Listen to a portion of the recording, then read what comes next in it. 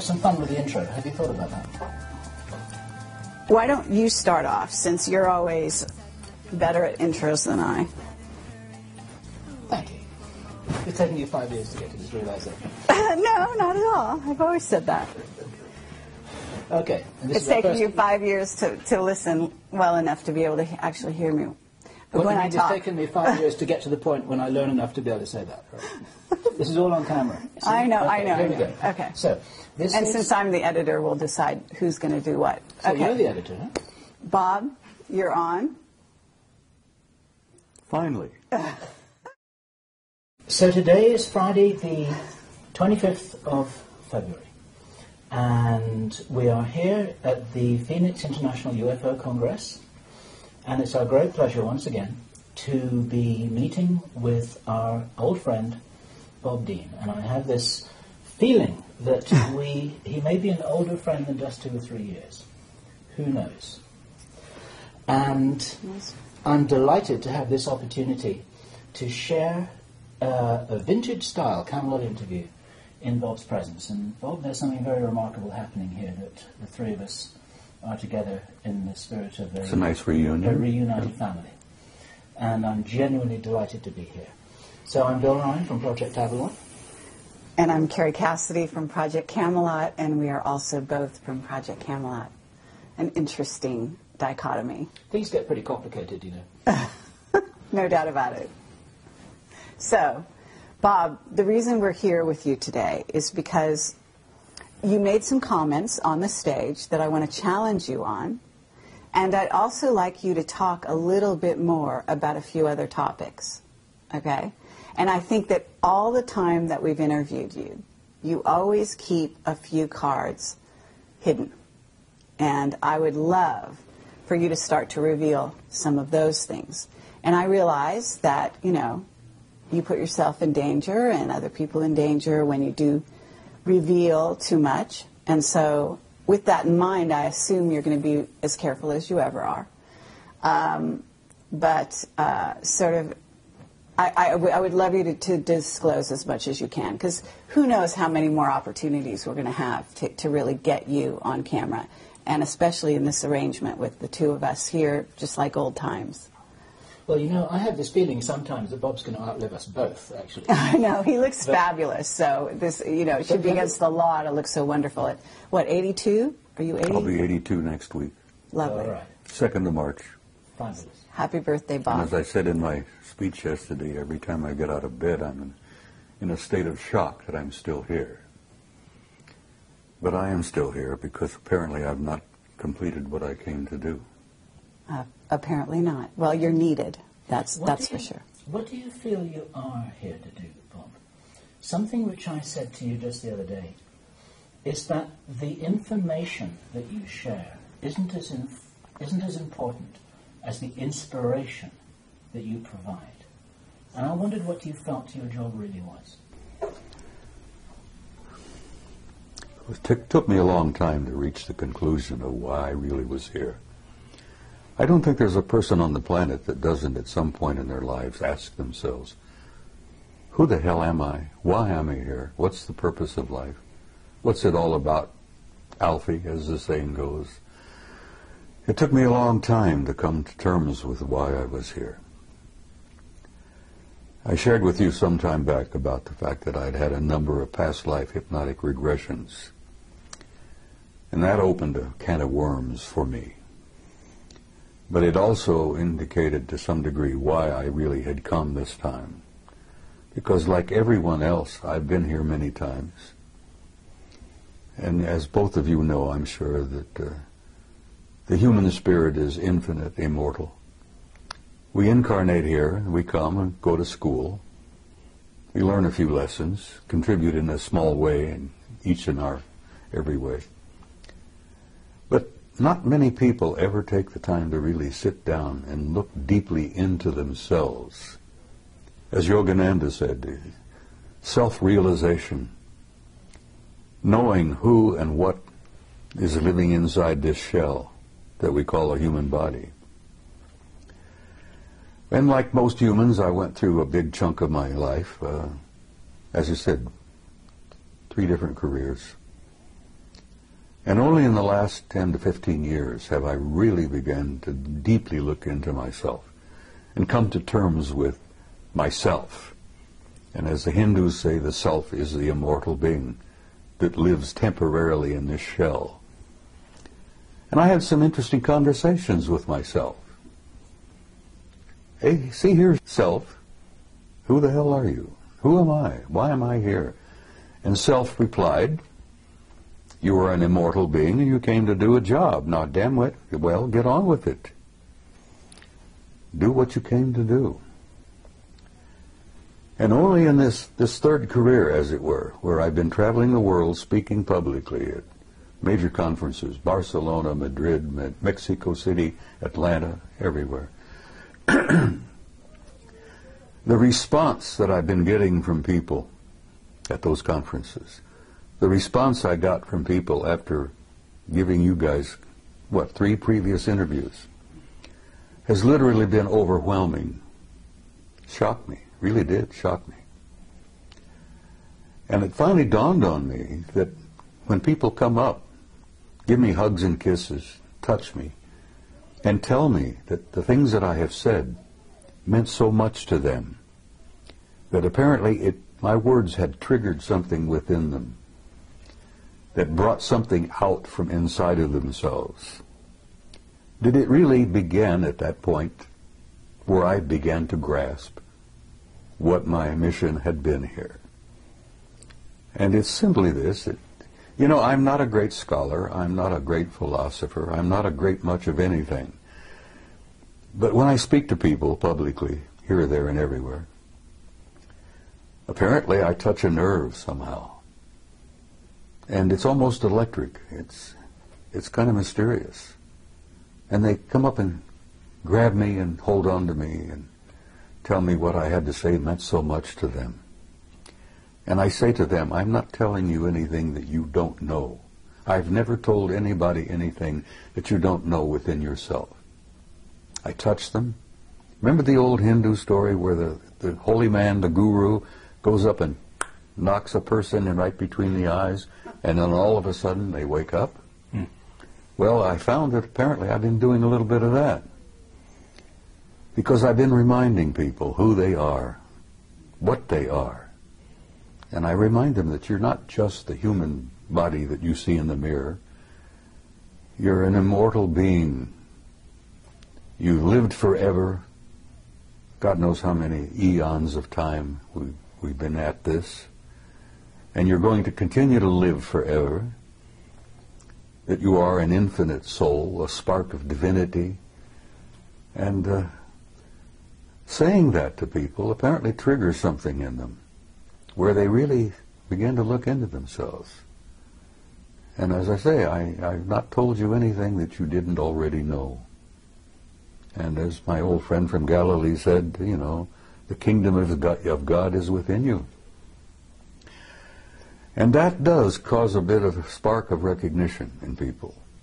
Well, Bob, with that in mind, when you were on stage yesterday, you said that people out there, and you didn't mean the audience you were talking to, but you said they couldn't handle the truth. The masses. Yes. And I actually want to take issue with that because well, we've taken issue with that before. Yes. You are convinced that everybody's ready. No, it's not so much that they're ready. It's that they can deal with it. To know. Well, having the right to know. And judging for them is just what the Illuminati have always done. They have decided what we're allowed to know and what we're not allowed to know. And it's not up to them. It's not up to you. And it's not up to anyone else to determine who is ready to know and who isn't. It's up to them to know. I'm not determining for anybody who's ready. I know. But what I'm saying is, you are a leader. Okay? And for you to go on stage and say that they're not ready is not encouraging the people and acknowledging the people out there, the young people especially, who actually out there in the masses don't need to go to a UFO conference in order to prove that they're not only ready, but they've been on that page for a very long time. That's why these sci-fi movies are flocked to by the masses around the world. That's why these shows are watched. Because not only do they watch them out of curiosity, but they watch them because they remember. Some of them come in at this time. They're coming in. Yes, they're coming in with total recall. Yeah. So all I wanted to say to you is that I believe that there are a lot more ready for the real truth than people in the inside, whether it be on the inside from this sector or far in deep in black projects, are willing to give them credit for. Over the last 20 years, I've noticed a change in human nature. There has been definitely an expansion of consciousness in masses of people all over the planet. And I'm gratified by that. I'm encouraged by that. And I've never determined for anyone whether they were not ready or not. And when I made my comment yesterday, I told you that there are a lot of people here who are ready, but there are many who are not. And I use the analogy of Billy Dew, the native boy from New Guinea. When he was exposed to realities that he had never been prepared to be exposed to, it literally devastated him psychically to the point that the kid died. I understand. He literally starved to death. He died from, dehydration in a jungle that was filled with water and fruit and nuts. Bob, they've been preparing us, and we've been preparing them because we've been working on the same thing. Disclosure has been happening non-stop now for almost 20 years. Disclosure has been underway, and it's working. Yes. And this is part of it.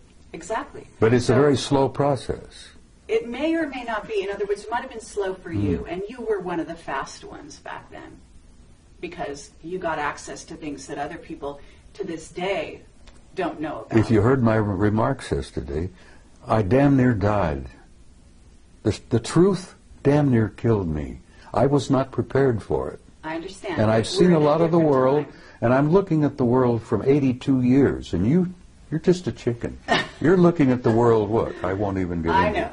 The point I'm making is I understand what you're saying, but I still stand by my point that the masses are not ready, because every time I go out somewhere to speak, I still run into a few open, old, closed minds, and, fundamentalists of any number of faiths who are ready to fight, and they're ready to, get into... Let me just back up a fraction here, because the people watching this video don't know the Billy Dew story. And I wonder if I can summarize it, encapsulate... I think that it's been out there. I had never heard it before yesterday. And so there are a lot of other people who had. Well, the Billy Dew story was included in the Brookings study. Yes.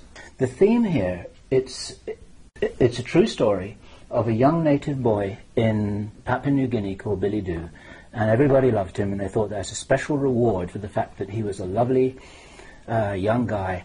They would show him what the real world, the civilized world, the so-called Western world is like. And they took him on a plane, and they took him to Brisbane, Australia, and they took him to see restaurants and cars and supermarkets and shopping malls and television and movie theaters and all of this kind of stuff, and he couldn't handle it. And this is the story that Bob told in his presentation yesterday.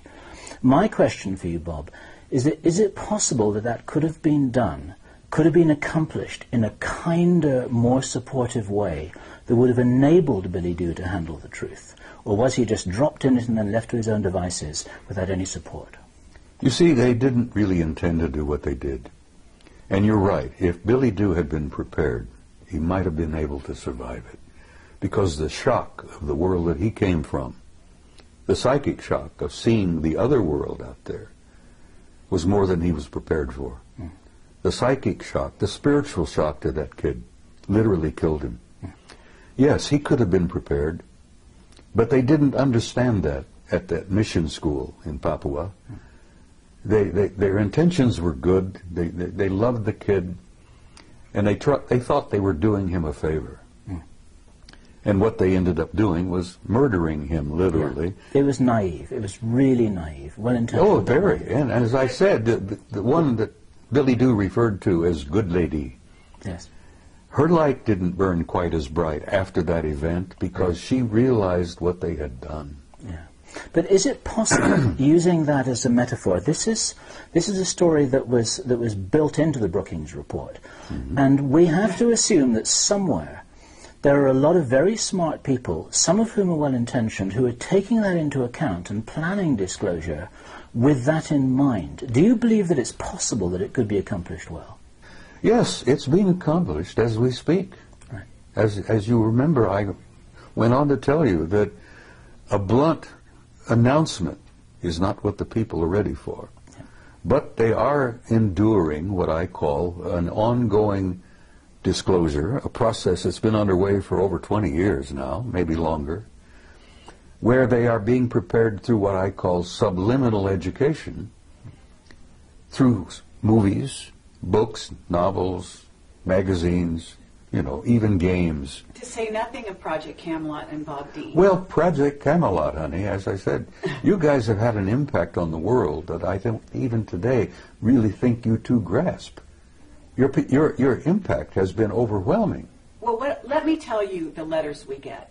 We get letters, we get people coming up to us saying we changed their lives. Exactly. Saying they started from zero and that we opened this for them and they basically are growing in leaps and bounds and they come to us and thank us. Okay, this is the keynote, is that they thank us for that.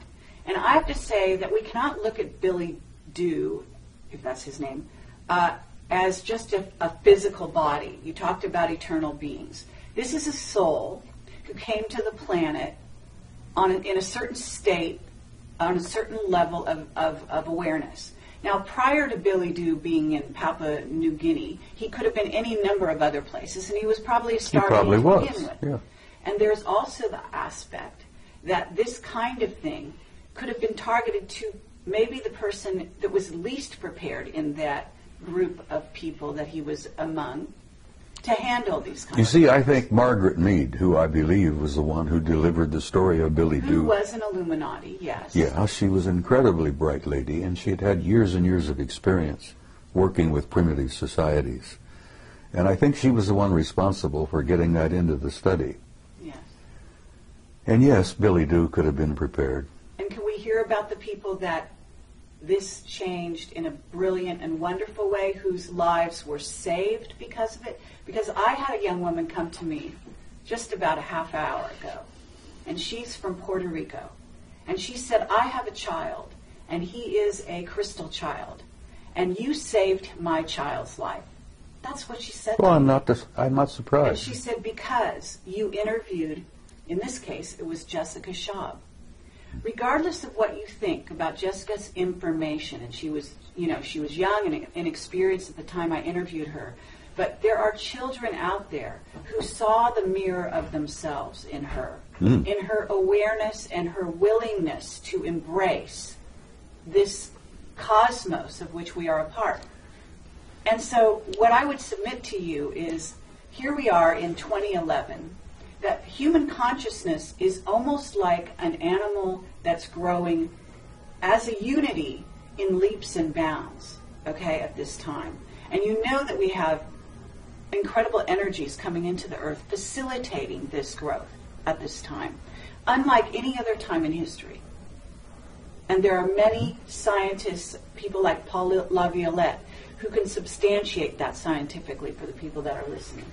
But the point is that we can't go back to the Brookings report because it's no longer applicable. Well, if it ever was. It is still national policy, Yes. whether you like it or But not. those are incredibly conservative old men who actually need to be booted out of office. And they're Whether not you think running they should be anything. booted, I agree with you that there are hundreds of thousands of them who should be booted out of office.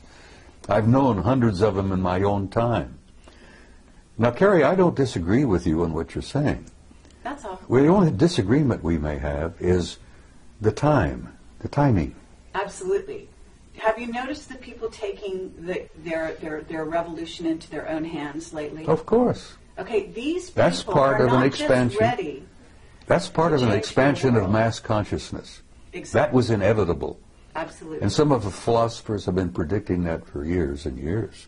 And let me tell you something else. You ain't seen nothing yet. And I believe you. Just agree. hold on. I believe you. The next 10 years. I hope the hell I'm not here. I want to go home, really. I'm tired. But the next 10 years are going to confront you with things you wouldn't have dreamed before. Absolutely. Now, Rich Dolan just did a wonderful speech. He did. He always does. Yes, he does. And he talked about the fact that there is a almost separate society out there. There is. You could even call them a rogue, secret military group who has created a whole society that is based on technology that is not in the public domain, that is based on concepts, robotics, nanotechnology, genetic manipulation. Absolutely, and they have money galore that they've basically stolen, secreted, taken from drug money, and supported these black projects that we at Project Camelot have been pursuing and interviewing people about. Projects the American people have been financing for years. Absolutely. Without even knowing it. So the point I'm trying to make here is that if you look at the Earth and you look at humanity, we have two groups. We have a rogue group that is living, maybe we even had a witness that said 10,000 years ahead of this group. So you've got the masses of humanity here, and you've got this rogue group that's flying interluminally. Is that superluminal? Superluminally, right? Right. Outside our hyperluminal, whatever you wish to call it. Solar system, etc. They've got bases on Mars and the Moon. You're talking about craft outside the rings of Saturn, which in your presentation, which is fascinating, and I'd love you to address some of that. But the fact of the matter is that we have two groups, and they're hugely divided. Mm-hmm. And that division is to the detriment, very, very seriously, of the masses. Of course. And so it's bridging the gap that we're all about as a world at this time, in my view. Okay, that's what revealing the secrecy is. It's all about taking that river of division and bringing those two sides together. And you're one of the main people at the forefront, the avant-garde, along with Camelot and many other people that we know and respect, to bring those two groups together, to fill in and to reveal that place in between. She makes a good argument, doesn't she? Do you believe that there are enough white hats behind the black curtain to really be able to make a difference now that couldn't have been made 10 years ago? Yes. Right. That's an important thing to say. Some of those will be watching this video because they want to know what you're saying. They want to know what we're saying. What would you say to them? Because you can talk to them personally right now. Listen, I've met some of them, and they have told me that they support entirely what I've been doing. And I shared this with you before, that at one point, some years back, certain individuals, the black hats, put out a contract on me because I had gone from being a nuisance to being a threat. And they literally thought they could eliminate me. But fortunately, I must have had good friends in high places, and at that time I didn't realize what high places my good friends were in, you know. And the word went out to leave me the hell alone. And here I am, at 82, still alive and ornery and kicking. God, I'm getting tired of being here. But the point I'm making is, even the white hats and even the black hats have made some progress along the way. And they've expanded their consciousness quite a bit. Yes, no one's immune from this process. That's right. And so, you know, I basically am very hopeful about the future. The human race, the human species, it has a tomorrow. And I feel that's important to share with people. You know, women with young kids. Will my little child grow up? What kind of a world will my kid grow up in? And I try to reassure them that your kid has a future and that tomorrow is going to be much brighter than yesterday. And some of the white hats and some of the black hats all understand this thing, which is why I'm allowed to continue to focus and travel and do this and that. And I actually have been given encouragement from some of the powers that be. I've been encouraged by some of the guys with all the money. Okay, well, with that in mind, Bob, now that you're all warmed up, what is it you haven't told us? Oh, my God. Can't you keep her under control? Nope. No chance. Carrie, A year ago at Laughlin, I gave you an interview where I thought I would shock the hell out of you. And apparently it didn't. And I told you that I had had a personal relationship with non-human intelligence since I was about 2.5 years old. And actually that relationship perhaps went back before I was even born. And I thought, well, I know you have, and everybody has had a relationship. The point is that half the people don't even begin to, they don't want to know the answer to that. And when it all began to dawn on me, the implications of it were pretty overpowering. But I gave you that interview and I thought, well, this will be the end.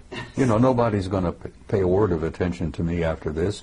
They'll think the old coot's gone over the edge. He's lost it.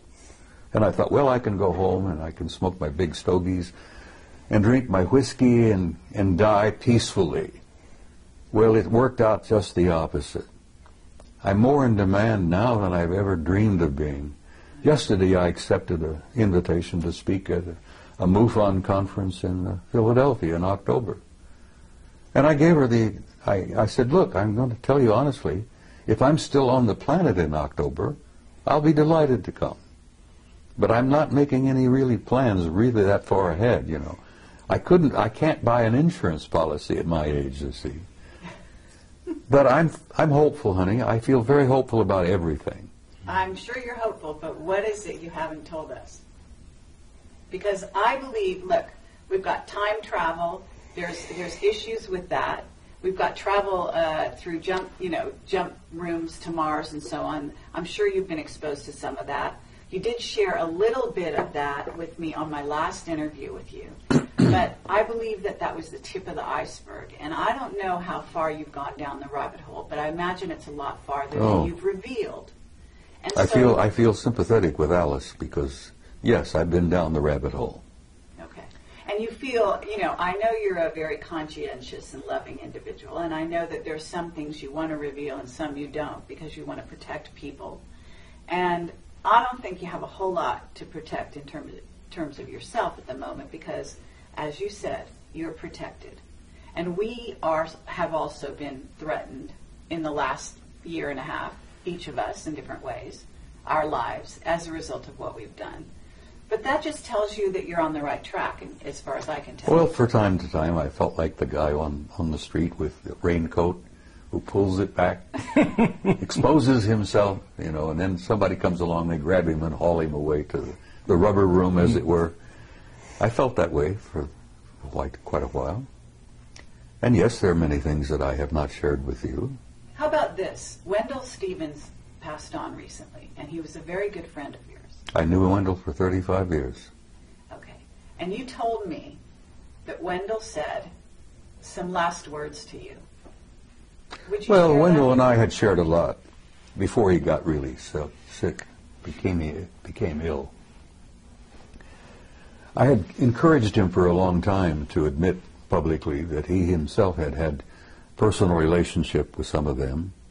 And he said, Bob, I can't do that. He said, every ounce of credibility that I've had over the years will go down the tube if I say that. And I understood what he tried to say. He was getting older and he didn't need any bumps in his life before he departed. He was feeling bad and he felt, he knew he was leaving. And he says, I don't need any of that heartbreak and that upset stomach. I've told what I've learned, I've told what I've seen, I've shared the photos, I've spoken at conferences. He literally created this World Conference in 1991. UFO Congress. And I had the privilege and honor of assisting him in putting that together in 1991. And as I've told you before, that's when I really came out of the closet and began to violate my national security oath. I wanted him to hold on and be here for the 20th anniversary. But he went home in September. And I loved him dearly, and I love him still because I know he's alive and well. There is no death. And when you come to terms with that, it's kind of a shock. The people who buy tombstones and buy the little plots in the cemeteries and all that. And I say to them, you guys don't understand. Because once the spirit leaves, that's nothing but a husk. Burn it up, sprinkle the ashes, and go on. Imagine how much real estate could be saved if we did away with cemeteries. Anyhow, I'm shaking up some people, I'm sure. There are traditionalists out there who will hear this and think, he's out of his damn mind. But yes, there are things I haven't told you, and there are probably things that I cannot tell you. I think I told you in that interview. What would happen if you did, Bob? Didn't I share with you that they had taken me away for 6 weeks? And that they brought me back 5 minutes after they took me? Okay, I would love you to do that, but I would also like you to say the last words that Wendell told you. Because he said some very specific words about what's going on here on the planet. So he told me that from what he'd learned, that we were in for some difficult times. But beyond that? Beyond that, he said, I'll see you tomorrow. Beyond that, though, well, I'm going to reveal it then. I mean, he basically said they're in control. The people, the beings. He knew in control. that, and I've said that essentially. Well, you know, how did he phrase it? You know, well, I will go back to my interview with Bob Bigelow, and I'm banging on the table. This was years ago when I still got frustrated and expressed my, vented my spleen, as it were. And I'm sitting with Bigelow. I bought him lunch, by the way. Now, I'm one of the few people who can say I took a billionaire to lunch. Anyhow, Bob, if you're watching this, you remember our interview, our talk. I'm banging the table because I was so frustrated and aggravated. And Bigelow said, calm down, Bob, calm down. He says, everybody has an agenda. And I said, yes, that's one of the things I'm angry about. Everybody's got their own damned agenda. And he says, Bob, there's only one agenda. Only one agenda. And I says, what is that? He says, it's their agenda. Always has been, is, and will always be until we grow up. Bigelow shared that with me. Wendell shared that with me. He said he'd learned that, there's only one agenda. They're not only merely in control, they've been in control from the beginning. And they are controlling disclosure. Okay, and they are deciding whether the masses are ready or not. And who is they? Sweetheart, there is indeed a galactic federation. You may think that's a joke. You may think that's a little funny thing from the Star Trek series and all that. There is indeed a galactic federation. And the headquarters is not even in our galaxy. Now you put that in your pipe and smoke it. That there is a federation of advanced intelligence in beings throughout the universe. And the latest figure, 200 billion planets in our galaxy, 200 billion galaxies in the universe. Probably much, much more. But there is a federation, there is a control, there is a purpose, there is an agenda, and the survival of this species on this tiny zoological garden is important to them. And they are in control of disclosure. They could end it tomorrow if they chose. They'll end it when they have determined that the masses on the planet are ready, and not one instant before will a disclosure literally, in a big way, take place. Now, as I pointed out to you also, it's been my experience, and I've had first-hand experience with this. I've never spoken at a conference in the last 10, 15 years where there wasn't at least one or two of them in the audience. And like Ingo Swann, I've developed the ability to spot them. And I've even had them come up to me. And I think I shared this with you on that interview, where they come up to me after a presentation, shook my hand, and told me how much they appreciated what I had to say. And I've learned that they attend these conferences not to listen to what the speakers have to say, but they're monitoring the response of the audience to what the speakers have to say. Sure. Because they're monitoring of us, their evaluation of our condition is incredibly powerful. There are a bunch of outstanding experts in that group. And as I said, they've been with us since the beginning of time, literally. They created us initially. They genetically manipulated us. They plucked those golden apples and turned us into what we are. Now that process is still underway. Those golden apples are still being manipulated. And we're learning to do that ourselves. But I will say to you again, the psychic shock of learning all of this all at once would be like Billy Do. People would, and I've run into them too, honey, and they don't want to know the truth. There's a gut feeling in many people, knowing spiritually, I think, that the truth is more than they can handle at this moment. Mm. You see, what I heard Bob saying yesterday, he didn't say that, listen, the movement towards disclosure is something that is ill-considered and unwise and people have got to be kept in the dark forever. I think Bob was saying that it can't be done in the way that some people are thinking, with reference to Obama calling a press conference and say, okay guys, we've got this little secret, so listen up and we've got something exciting to tell you. Well, he's not going to do it that way, and Bob was explaining that it's been happening for quite a while. It has to be a gradual process. It's an ongoing strategic process in which people are waking up in waves. And the ripple effect is actually supporting the disclosure movement, and we're part of it, and other people are part of it, and Bob's part of it. Exactly. And I think all Bob was saying was that it's not happening in the way that some people naively think. Is that? That's exactly what I was trying to say. They're not going to be Billy Do. They are the ones with the agenda. But actually, I actually want to challenge that. Okay? Well, challenge away, kid. Because, no, it's an interesting concept, and it actually could be debated. In other words, what's the level of free will of this humanity? Because at certain stages in its development, this may be true. They are in control and have been in control. And Wendell knew that before he died. Right. And it depends who we're talking about, they. But I would submit that this humanity that is waking up is about to take those reins into their own hands. They're waking up. And that is exactly what some of those groups are very afraid of. Some of them? Yes. Well, perhaps. Because there are groups multidimensional beings. Carrie, there are people out there, intelligences out there that don't like us very much at all. Exactly. Like the two scientists who shared this with my retired commander from the Navy. He was a fusion specialist. What is it? The other element, the other level of reality? I forget. I'm having one of those senior moments. You will forgive me. Are you talking about free energy? Are you talking? Yeah, well, yeah. He was talking about. He'd worked alongside of a couple of those guys from the long. Cold fusion. Cold fusion. Well, it's a form of that, yeah. But before he retired, and he was leaving the laboratory just outside of Las Vegas, which he didn't want to be specific about, and I concluded he was talking about S4.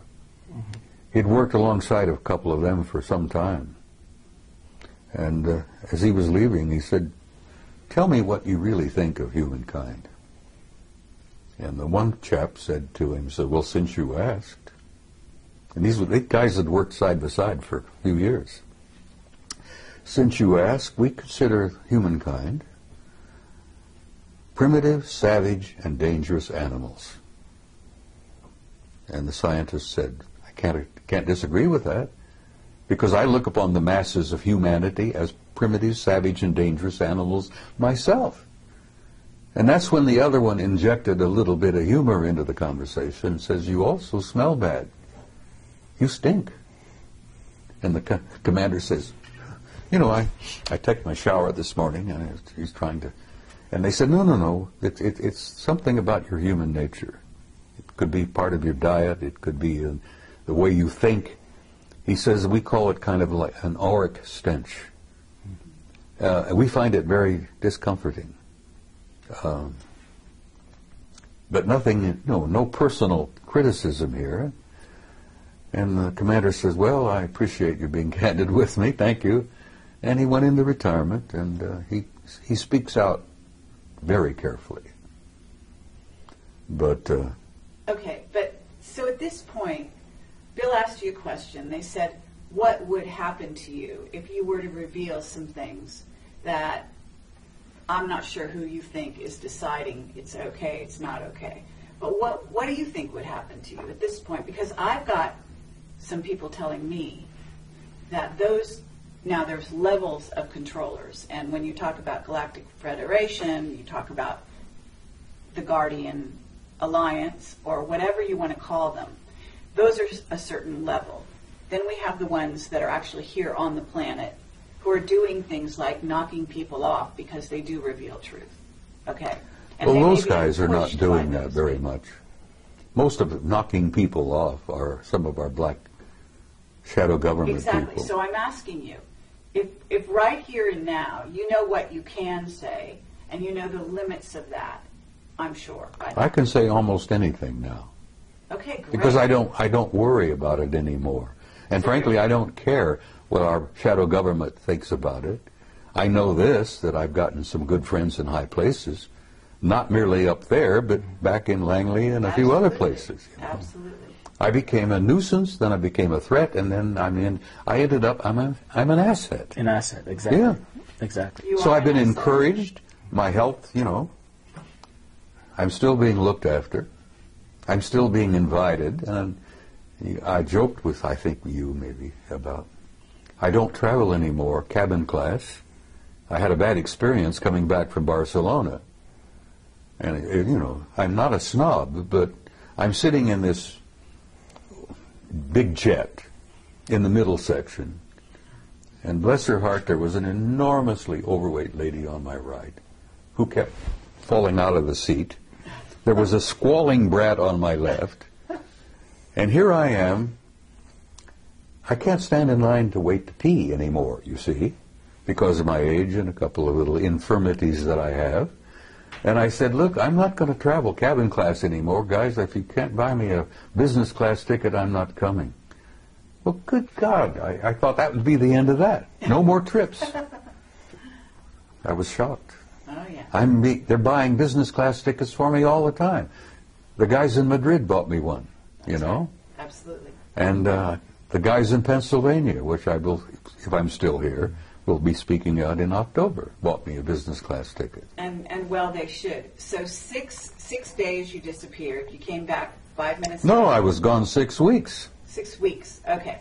And they brought me back 5 minutes after they took me. Now, there are people out there who are watching this who think that I'm totally insane. And I don't care. Because I went through that period also, you know. I've shared with you. I went through 3 stages. I began to think I'm losing my mind. That was stage 1. Stage 2 was I became convinced I had lost my mind. Now I'm in stage 3. I'm sane, and the rest of the world is nuts. And whether you guys like it or not, that's where I am today, and I'm comfortable there. In support of you, Bob, there's a guy called Michael Ralph who published a book called The Mars Records. Have you heard his story? I've heard the about name, I think, but Okay. I'm not familiar with it. In a nutshell, Michael Ralph, who worked, I believe, for the US Navy, recovered memories that showed that back in the 1970s, he had been taken to Mars on a tour of duty that lasted over 20 years. And when that tour of duty was completed, then he too was returned back to his original timeline the moment after he left it. Doesn't with his surprise me a with his bit. memory wiped. Now, you can't get mainstream establishment scientists to listen to that without saying poppycock, balderdash, can't be. It's like Stanton Friedman says, they say it can't be, so it isn't. But we're not trying to talk to the mainstream scientists here. We're probably They're the worst. we're probably talking to the 12-year-old kids who say, yeah, that sounds pretty cool and it sounds real to me. Well, your 12-year-old kids are more broad-minded than some of our establishment scientists. And they will be establishment scientists later. Well, someday. And well, that's because they haven't been through our educational system. That's right. They've been Their minds have not been stunted. been programmed for a number of years. It's been very clear to us for quite a while that we're primarily talking to the future establishment. Of course you are. Not the present establishment. You're talking to people of tomorrow. We're talking to the kids. And the kids are our future. And if we can wake them up, point them in the right direction, and inoculate them against what they're being told by their teachers, then that helps the ball roll a I little agree. bit faster. Okay, so but tell us about your experience disappearing for 6 6 months? weeks? 6 weeks. It shocked the hell out of me. Where'd you go? I don't know. I don't know whether I was on their home planet or whether they'd taken me through a doorway, a portal, into another dimension. Okay. I heard the name Milena mentioned as to where we were. Now, this interview where I say that I was with them for 6 weeks. They brought me back 5 minutes after they took me. But I remembered 6 weeks. Are we on camera? We're on camera. All right, well, look, people said, what did you eat? And I said, I asked for bacon and eggs. I had steaks. I had pork chops. Just about anything I wanted, I got. I went to the bathroom. You know, my physical functions continued for 6 weeks. I literally lived 6 weeks with them. And you asked me where, and I can't tell you where. The name Melina came up, and I don't know whether that was a city, because it appeared to be a city of some kind, a community. There were libraries, there were audience halls, lecture halls. God, the libraries, you wouldn't believe. Was it a very advanced society? Oh, my God. No, I asked about this. I never saw a fire department, a fire truck. I never saw a cop. I got the impression there was no such thing as a police department. And the people that I was introduced to, people I got to see in 6 weeks, were very human. Look, you know, just like we do. But there was something about them that was totally different. They had an air of peacefulness. They had an air of incredible knowledge. What did you do during that time? Why did they take care? Ask questions and was shown things. As I said, the things that impressed me the most were the libraries, the records. You would call them Akashic records, I guess. I was told that in this one facility that every event in the history of the universe was there to be retrieved at will, if you wish. You could download literally ancient Greece, the pyramids, the ancient Sumer, the first Anunnaki visit to planet Earth 200,000 years ago. It was all there. The life of every human that had ever lived on this planet was all there in that library. Now, can you imagine the computer technology that would allow that where you can retrieve it at a poke of a button, and there it is. You get a wide screen, and you can literally almost relive it. The history of the human race was there. So you had the experience that Billy Doo had? I was shocked. Bill, I damn near died. It was not what they were sharing with me and what they were showing me. It was the shock of coming back.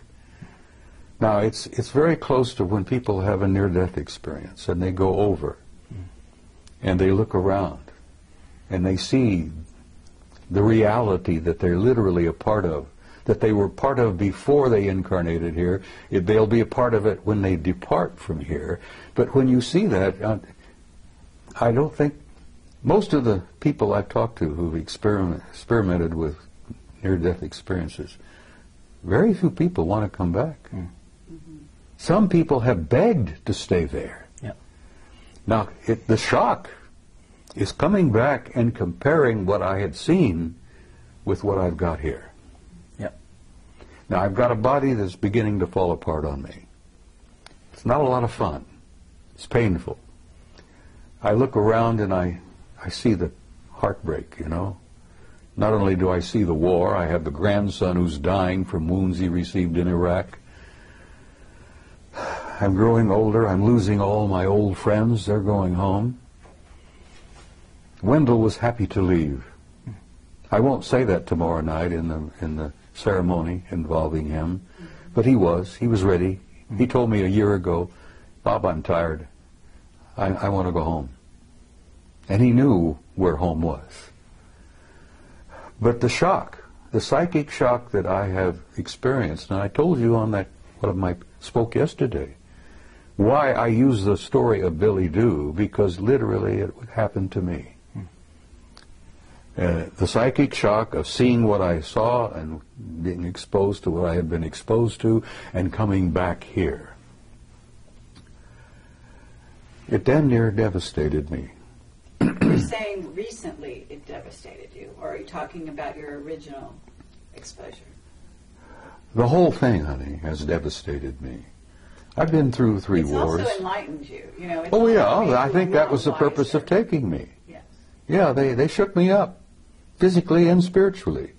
There's a book called Don't Fear to Kill a Dead Man. That's the title. Oh what? Never fear to kill a dead man. Huh. You know, humans, before you're awakened, for all intents and purposes, You're asleep. you're asleep. Hmm. Well, It's I've a been form of asleep. death. I've been asleep. So You know, it's I a had three. shock to I've had wake 3 up. marriages. I fought in 3 wars. I've had 3 careers, and I jokingly say, make that 4 wars after looking at my 2nd marriage. Anyhow, the What shock year of coming back and What year was this, Bob? What year did it happen? Oh God, it was somewhere around. I came out of the. I started speaking publicly in '91. It must have been in the early 2000s, 2002 or 3, somewhere in there. You mean that's the year when you had this experience you're talking about, where you I was gone for 6 were weeks. gone for 6 Then I find out I was only gone from here for 5 minutes. Now you try to put that in your pipe and smoke it. And when I jokingly told you earlier that, you know, I went through these stages where I thought I was losing my mind, and I convinced myself I had lost my mind. And now I'm at stage 3 where the rest of the world is nuts and I'm the only sane person there is, other than you nice people here, you see. Thank you. Yes. Yeah, but that somewhere in the No, I think that we're all in 2003 or that place. 2004. You know. at No, some we're not point. all in that place. Yes, 90% all- of the world is still in dreamland. I mean people like us, people that have been through experiences like this. We do tend to look at the rest of the world as if they're crazy, because they appear crazy. Well, look at the wars. War is insane. A sane person would never go to war. Exactly. Well, the 6 weeks I spent with them, and of course, I see them regularly. I really am. They take me aboard ship. I've been on board their ships many, many times. You know, I get an evaluation. I think I get a kind of a healing. Okay, do you want to describe the beings you're talking about? Well, aside from the medical guys that look me over and work on me on the ships, which are extremely tall and very thin, they're well over 6 feet. 6'5", maybe 7 feet. Very thin, very trim. They're not emaciated. I mean, they look very healthy. But aside from that, they look human. I've never gotten used to the way they look at you. That really is disturbing. And if you ever encounter one, and you may have, very likely you have, the way they look at you is disconcerting. Because they have a way of looking at you deeply into your eyes, and they lock onto your eyes, and they don't break away. Now, we humans don't do this, because we humans have a tradition where we look into each other's eyes, and after a moment or two, it becomes somewhat threatening. Yeah. You see? So we human tradition is, don't look into someone's eyes because you're a threat. Well, they look into your eyes, and they look Or through unless you. you're in love with them. They look literally like they're reading you. And I found out that that's exactly what they're doing. Sure. And every time I've face to face with one and they look into my eyes, I find it kind of an awkward situation. And they don't look away. And you know that they're looking right through you and reading every damn thought you've got. Now that's disconcerting. But I assume that when they do that, it's in a non-judgmental way. Oh, they don't judge you. They don't have to judge you. Good God. If there's any judgment involved, we judge ourselves. Yeah. That's the other part of it that is so shocking. When you learn to see yourself, not only as others see you, but as they understand and see you, that's one of the things that happens in the death experience. The judgment is there, but God is not judging you. You judge yourself. Absolutely. And that's the worst part about it, because every damn experience in your entire life is there in front of you, like a book, Yeah. or like a movie, like a CinemaScope movie. And you look at yourself, and then you're the worst judge of all when you look at yourself and say, oh my God, Because in the death experience, and I've been through that hundreds of times, you feel the emotions of every person you've ever been involved with in all of your lives. Every hurt that you've ever given someone else, every insult that you've ever given anyone else. You judge it, you see it, you feel it, you literally feel it, you relive it. Well, visiting with them is almost like a near-death experience. But the psychic shock is coming back and comparing what I saw with them and what I have to see here every day. Little kids on the street that are hungry, people waging war, the people being gunned down in Tripoli by Gaddafi. And I've learned over the years to look around and pay attention. I don't miss very much. I've trained myself. And when you see that and you feel it, and it breaks your heart to see that and to feel that. And then you understand, I think, why I want to go home and where I'm tired. I really am. But I'm going to hang around a little longer because I have been told to. And you're a guiding light to many people. I had one of the best compliments I've ever received yesterday. A young man came up to me and he says, "You know, you're a bridge builder." And I says, that was the origin of the old word pontiff. You know, with the Pope? Yes. The pontiff, a bridge builder. Sure. People don't know that. Many people, even most Catholics, don't know that pontiff means builder of bridge, builder of bridges. And that was a compliment, and I gave him a hug, and I thanked him for that. Because that told me that, yeah, maybe I've been accomplishing a few things. Maybe you've done more than you think. Well, if you say so, but I'm holding on to enough ego to live. Because you can't survive on this planet without a little bit of ego. But I don't think I have any vanity left. Well, for every person who comes up to you in person to give you a compliment, there are 1,000 or 10,000 who don't, and who feel the same thing and they never communicate to you. This is what we've discovered. Thanks to you two guys. As I said, you turned me into a damn celebrity, and I didn't want to be. All we did was take a camera and point it at you. And the rest is history, as they say. Some of the vegetarians who are watching this, perhaps, will say, shame on him. Bacon and eggs, ham, pork chops, and all that. It's been my life, for God's sake, you know. Well, they fed me bacon and eggs, ham, pork chops, steak, anything I wanted. And people have said, when I've shared this with a few, were you perhaps eating vegetarian and didn't know it? That maybe they made you think you were eating steak? And I said, well, maybe they did, but it sure as hell tasted good. Tasted like a good T-bone to me. And the bacon and eggs were superb. Well, what did they eat? Well, I'll be frank with you, I don't know. I never watched them eat. They never ate in front of me. But they sure as hell looked healthy. So not any of them had missed many meals. Did this experience only happen once, Bob?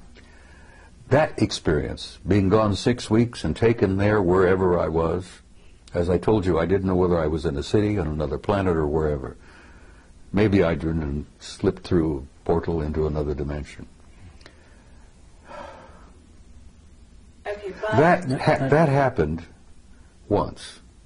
But I've been aboard their ships many times, and I've met many of them face to face, almost regularly.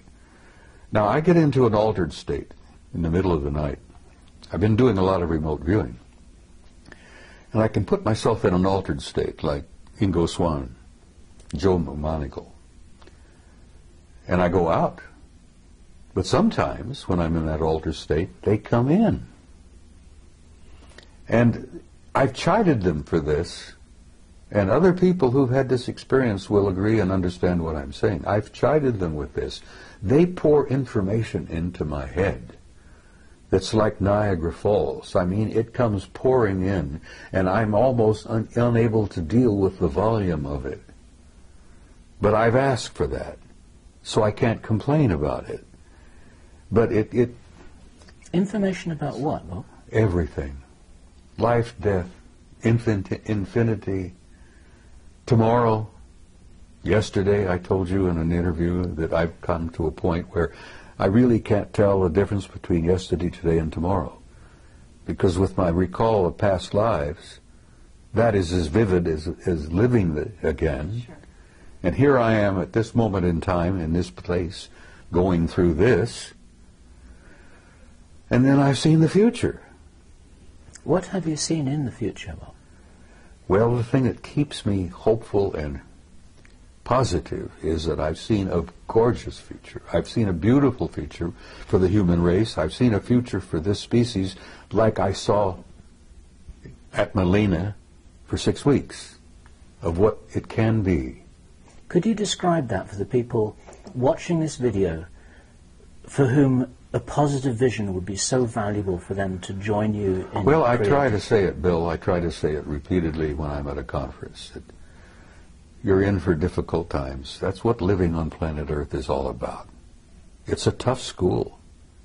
And I've said to people, and many people understand exactly what I'm saying, when you're going to school on planet Earth, you're in one of the toughest schools in the universe.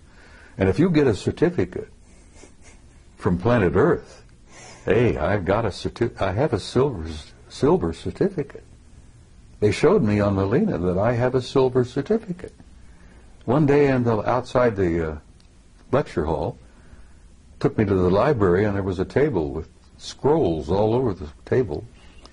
And they picked one up and said, "This is yours." And it was wrapped in a silver binder. And I intuitively said, "But I want one of gold," being an ornery cuss as I am. And they said, "Not yet. This is you've earned this." I gathered that I matriculated enough to have a silver certificate, but I haven't got the gold one yet. Now, when you get the gold one, you graduate. Right. Well, that was a few years ago. Yeah. Maybe you're working on your gold one at this time. Well, What's the future, Bob, that you would like to leave people with, to envisage as being a real possibility for all of us to share? well, it's difficult, Bill. I mean, you try to put it into words, because so much of my conversations with them has been talk about subliminal. It's been a psychic exchange where they show me and share things with me where words are never needed. I think you understand what I'm saying here. I understand what you're saying. I guess it's a type of telepathy. Because I had seen many times in my visit there that they didn't seem to talk to each other verbally very much, but they all seemed to know what each and everyone was doing. They were communicating with each other subliminally. I would leave in closing, just briefly. There is no death. People should not fear death.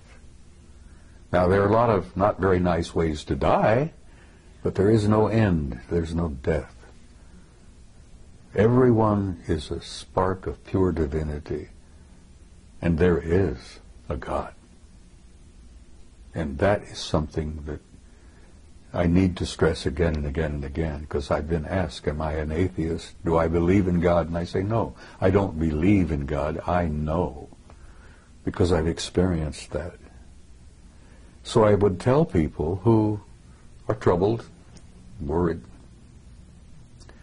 that the next few years are going to be awkward and difficult, but that's what living on Earth is about. But there is a future for the human species. The race is going to make this transition, and at the other end of this, it's going to be glorious. And I tell mothers, I said, your kids, your grandkids, the future will be theirs. And then, like I said in Barcelona, which the Spaniards seem to appreciate, your children and grandchildren are going to the stars. And they seem to like to hear that. But it's true. And we are, as a species, as a race, going to go out there and take our rightful place. with these other incredible cultures and civilizations. And having seen the future, I'm hopeful. And, I have this good friend from Galilee 2,000 years ago who was and still is my best friend, who tried to make that point again and again and again. And those of us who were with him at that time were a bunch of nitwits, and we didn't begin to grasp what he was trying to tell us. But he really essentially was telling us what I've just told you. The human race is not a mistake, it's not an accident, and there is a purpose and there is a meaning in life, and there is a future. And don't be afraid. And that's about all I can say. For me, Bob, that's a fabulous message to end with, and thank you. Thank you for that. Thank you, Bob. Do we have anything else? We have nothing else. We have to nothing add else. To that. Oh, I know you do. Love You you. have questions you haven't asked yet. Well, we're gonna let you go at this point, unless you have something that you haven't said after all this. There's a hell of a lot I haven't said. Well, But, as I know jokingly told but you I give one time. a lot of range, Well, believe it or not. Even though I I've seen jokingly my- told you one time, and I'm serious. If you give me a good Jack Daniels, I might go on for 2 hours and tell you things that would curl your hair. Well, Being a gentle lady as you are, I could share things with you that you wouldn't believe. well, I'd like you to try. Let me tell you something else that Yeshua said. He said there are things I could tell you that you could not bear. But he was talking about life on this planet. Sure. And as he was getting ready to leave, he said, the prince of this world comes. He has no dominion over me, but I will send a comforter to you until I see you again. And I've often wondered about who the prince of this world was, who didn't have any dominion over him. Right. And I have learned since that every planet has a kind of a caretaker, an authority. Every system has a higher authority. And the galaxy is divided into 4 parts, quadrants. And the Galactic Federation headquarters isn't even in our galaxy. Now that's pretty hard stuff to walk away with, you know. You say that to people and they go, well, good. It's something to take home with them and think about that night instead of watching TV. Okay, but got to understand that if you're doing any of that, you're watching TV, you're watching movies, you've been on the internet, certainly, then there's all kinds of information of that sort out there now. And I know that you don't spend hours on the internet. I avoid it like the plague. So Let me tell you that that information is not a shock whatsoever. Well, let me tell you something that might shock the hell out of you, and maybe it won't, because you're a pretty bright kid. What if you were to tell the average guy out there that this is a hologram? That's out there. We know that. See? Yeah, It doesn't the bother average you. guy. You've prepared yes. yourself.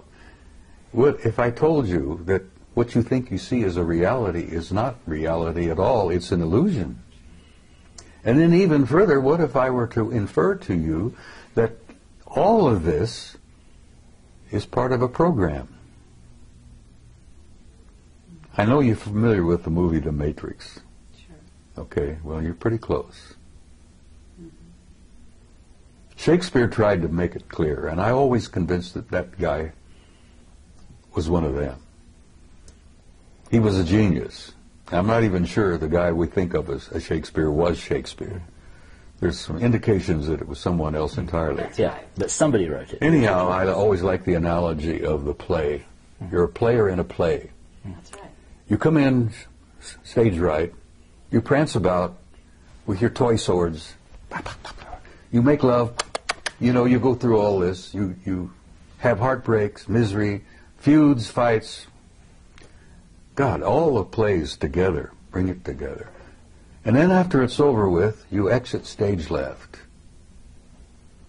And the audience out there in the universe calls for author, author, author, you know.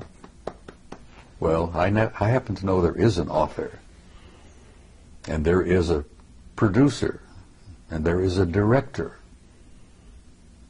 I haven't met the original author yet, but I know of him. But we're all living a play. Yes, but we're also co-creators of that play. Oh, when you're in the middle of the stage, and you know, you're following the script, as it were, but you're, what's the word? Improvising. Improvising, adding your own words. Ad-libbing. Ad-libbing, yes. You're doing a lot of ad-libbing, and the degree of your ad-lib depends on how many lifetimes you may have lived. But we're in a play, kid.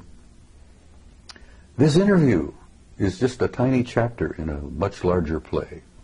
Is there any other little pieces of information that, you know, because that's where the wider you open the door for people, the more they are able to go through the door and carry on from here. It's like passing a baton.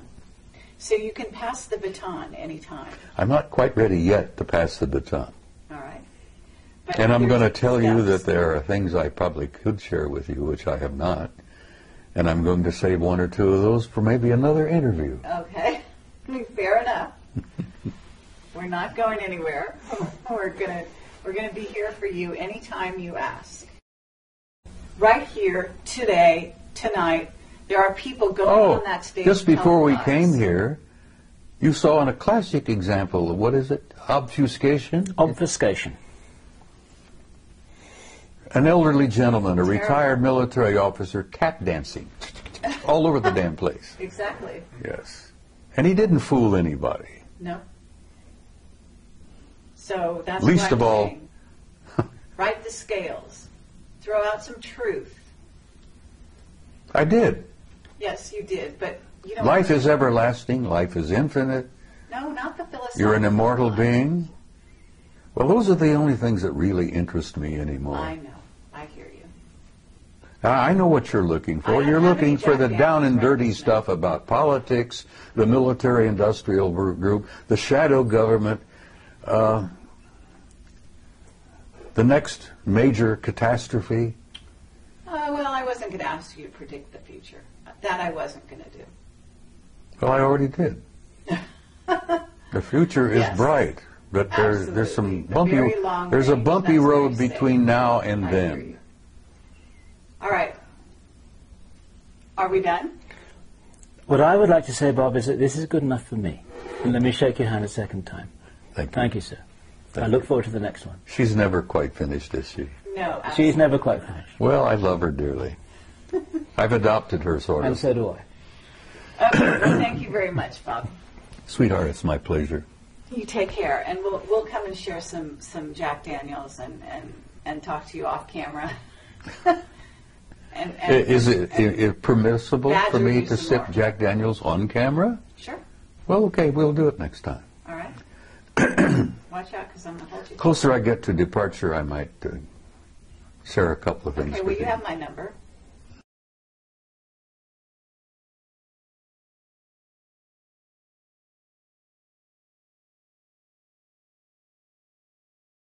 We're rolling. Okay. Well, Is that- I'm just not going to let you this- get away with murder. That's all, Bob. Oh, I would never think of that at all. Yeah, right.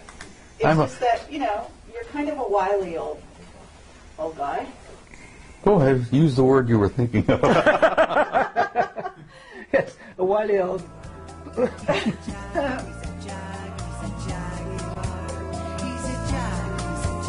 Look, I've been called so many names. People have to get in line to insult me anymore because it doesn't bother me.